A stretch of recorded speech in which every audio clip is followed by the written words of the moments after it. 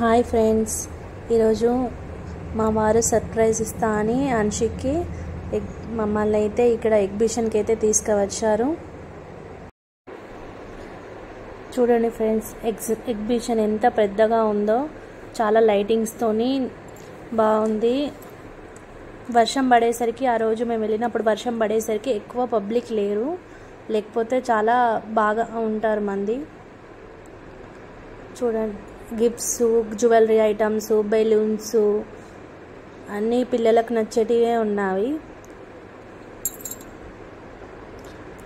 Gaming కూడా ఉంది. అన్షిక్ బాగా ఎంజాయ్ చేశాడు. చూడండి ఫ్రెండ్స్, ఎన్ని ఉన్నాయో ఇక్కడ ప్లేయింగ్ ఐటమ్స్, అన్ని గేమింగ్ జోన్స్.